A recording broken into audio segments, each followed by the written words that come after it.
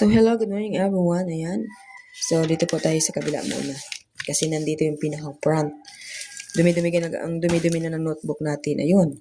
So, dito po tayo guys sa kabila muna bago tayo pumunta sa likod. Okay guys, so ito po ay meron tayo ditong March 11, 2026.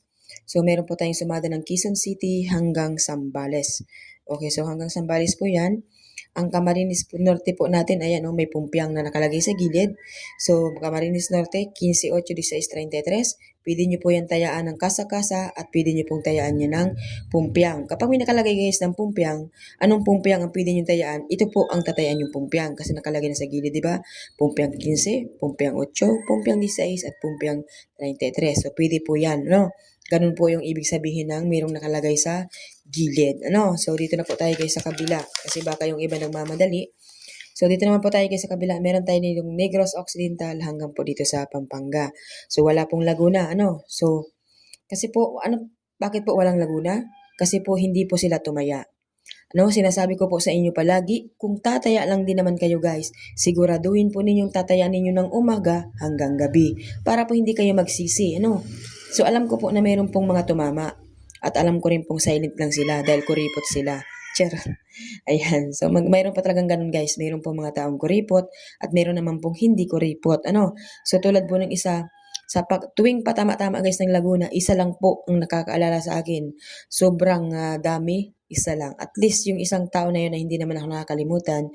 Kahit kaunti guys, lagi niya po akong binibigyan ng share. So, nagpapasalamat po ako. Kaya kung siya po ay maghihingi ng sumada sa akin through PM, bibigyan ko na lang po siya ng sumada sa Messenger. So, wag kayo mag-alala guys, kahit po wala yan dyan, baka bukas ay mayroon na ulit ng Laguna, di ba? So, pinagbigyan ko na naman kayo ulit. Lagi pong tumatama yung sumada ninyo, pero hindi nyo po tinatayaan dahil lagi nyo po sinasabi, ngayon nyo na nakita, late nyo nakita, tinayaan nyo lang ng umaga, hindi nyo na tinayaan ulit, di ba? So, sayang. So, wag pong ganun. Kung tatayaan nyo po ng umaga, siguraduhin po ninyong tatayaan din po ninyo hanggang gabi. Kasi po, 3 days po ang expiration ng bawat sumada. Sabi ko nga po sa inyo, kung nais po ninyo ng numero na pwede ninyong alagaan, ba't pa po kayo maghahanap ng pwede ninyong alagaan ay naandyan naman na ang numero. So, wala po siya guys kahirap-hirap tayaan, di ba? Tatayaan nyo lang po guys. Kung hindi po pwede sa inyo ang 4 na numero, so hanggang 3 lang. Pag 3, tatluhin nyo, pag dala-dalawahin nyo. Di ba? Kahit isang numero nga pwedeng tayaan di ba? Okay. So kung halimbawa guys nahirapan kayo, ba't kayo mahihirapan magtaya? Nasa lugar nyo na nakatapat. Kung halimbawa La Union, nandyan na yung numero ng La Union.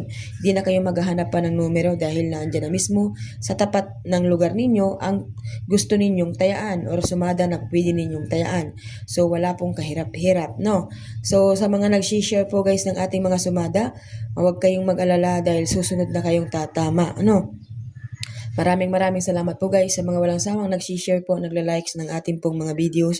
Kaya good luck po sa inyo lahat guys. Have a nice day. Good luck.